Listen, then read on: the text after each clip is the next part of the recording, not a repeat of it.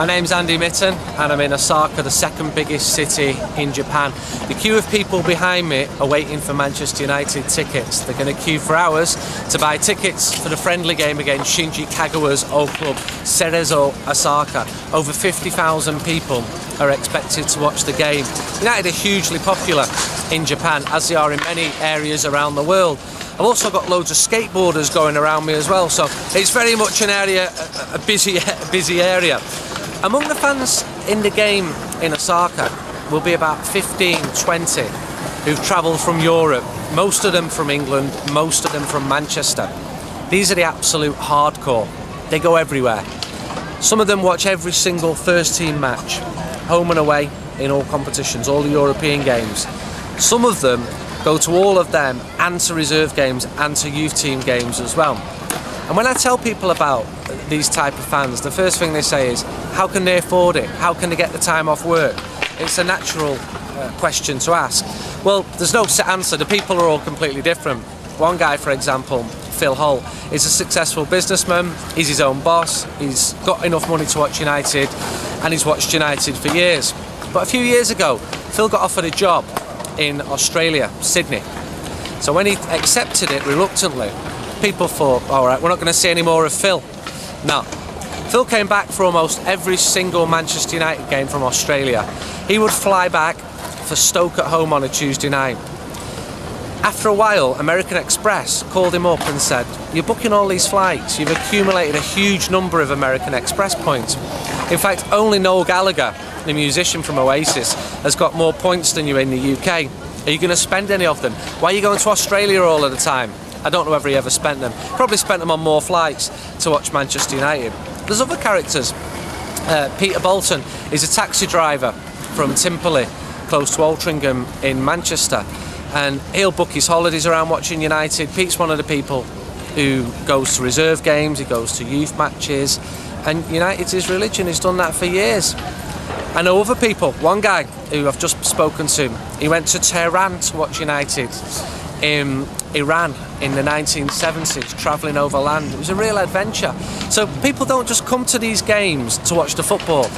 The game is really an excuse to travel and go to a new place and to experience new cultures and to meet great new people.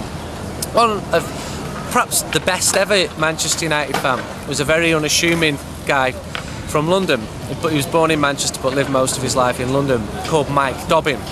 And I feel it's right to mention Mike because the last time I saw him was in Japan in 2008, and he came up to me inside the stadium in Yokohama. Manchester United were about to be crowned world champions, and he said hello, and I asked him how he was, and he said, I'm not so well, and he looked terrible, and that's because he had cancer, and he was very, very poorly. And a month later, after seeing United crowned world champions, he died. Mike went to over 1,000 consecutive Manchester United games. He missed weddings of family members to go to Manchester United games. He missed all sorts.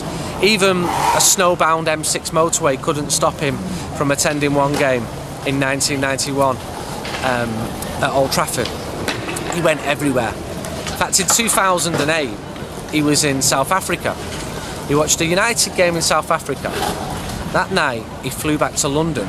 He watched the United first 11 game, I think it was at Reading, and then later that afternoon he flew overnight to Lagos in Nigeria ahead of watching Manchester United in a friendly game. Such dedication is incredible. What's slightly ironic is Manchester United, the club, they don't really have any idea of who these fans are or where they travel to. They don't really know anything about them. And these fans, they don't wear colours.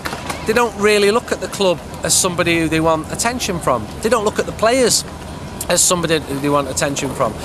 They would see themselves as United's their religion. They follow United all their lives.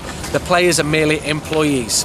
Even someone like Sir Alex Ferguson, Manchester United didn't come into his life until 1986. These people, the absolute hardcore, United have been their life for their whole life.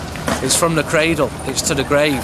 So they like the players, they cheer the team, they love the team, they want the team to win. They see the players, they might ask for photos of them, but they see the players as somebody who come and plays at Old Trafford for 3, 4, 5 or 6 years. For them it's a lifetime. They're a band of brothers who travel around the world, and they know that they'll know people, their fellow fans, their fellow hardcore, people like Mike Dobbin, Phil Holt and Peter Bolton.